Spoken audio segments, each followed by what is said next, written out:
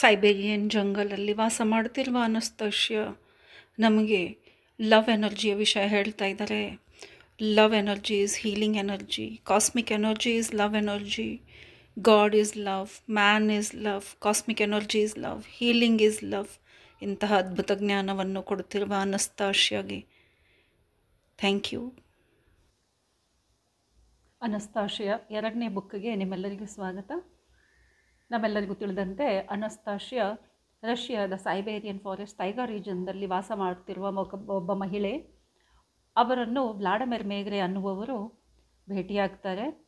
ಕಾರಣಾಂತರದಿಂದ ಅವರಲ್ಲಿ ಪ್ರೇಮ ಮೂಡುತ್ತೆ. ಅವರಲ್ಲಿ ಆ ಸಾಮೀಪ್ಯದಿಂದ ಒಂದು ಮಗು ಆಗುತ್ತೆ. ಇದೆಲ್ಲವನ್ನು ನಾವು ಮೊದಲನೆಯ ಒಂದು ಪುಸ್ತಕದಲ್ಲಿ ನೋಡಿದ್ದೇವೆ. ಹೀಗೆಯೇ ಕೆಲವು ಪ್ರಶ್ನೆಗಳನ್ನು ನೆನಪಿಸ್ಕೊಳ್ತಾ 2ನೇ ಪುಸ್ತಕದಲ್ಲಿ ಎಷ್ಟೋ ವಿಷಯಗಳ ಚರ್ಚೆ ಇದೆ.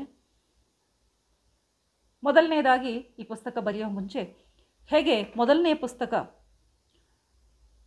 ಪಬ್ಲಿಷ್ ಆದಮೇಲೆ ವಿಶ್ವದಾದ್ಯಂತ ಅದರಿಗೆ ಹೇಗೆ ಮನ್ನಣೆ ಸಿಕ್ಕಿತು, ತುಂಬ ಜನ ಹೇಗೆ ಅದನ್ನು ಇಷ್ಟಪಟ್ಟು ನಿಜವಾಗಲೂ ತಮ್ಮ ಜೀವನದಲ್ಲಿ ಅದನ್ನು ಅಳವಡಿಸಲಿಕ್ಕೆ ಹೇಗೆ ತಯಾರಾಗಿದ್ದಾರೆ, ಜನಗಳು ತುಂಬ ಹೃದಯದಿಂದ ಇವರ ಮಾತುಗಳನ್ನು ಅರ್ಥ ಮಾಡಿಕೊಂಡು, ಹಾಗೆಯೇ ಎಷ್ಟೋ ವೈಜ್ಞಾನಿಕರು ಇವರ ಮಾತುಗಳನ್ನು ಅಂದರೆ ಅನಸ್ತಾಶ್ಯ ಹೇಳಿದ ವಿಧಾನಗಳನ್ನು ಸತ್ಯವೆಂದು ತಿಳಿದು ಇದು ಇವತ್ತು ವಿಶ್ವದಾದ್ಯಂತ ಎಲ್ಲರಿಗೂ ಉಪಯೋಗ ಆಗುವ ವಿಚಾರವೆಂದು ಹೀಗೆ ಎಷ್ಟೋ ಸಂಘಟನೆಗಳು ಮುಂದಾದವು.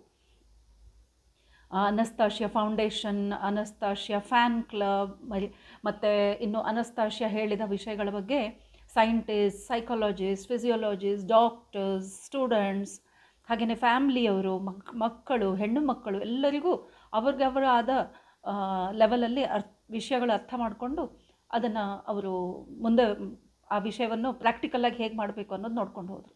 ಕೆಲವರು ಅವಳ ಮಾತುಗಳಿಗೆ ಮಾರು ಹೋಗಿ ಅವಳ ಚಿತ್ರ ಬಿಡಿಸುವುದು, ಹಾಗೆ ಅವಳು ಹೇಳಿದ ಕಥೆಯಿಂದ ನಾಟಕಗಳನ್ನು ಮಾಡುವುದು, ಹಾಡನ್ನು ಬರೆಯೋದು, ಇದೆಲ್ಲವೂ ಶುರುವಾಯಿತು.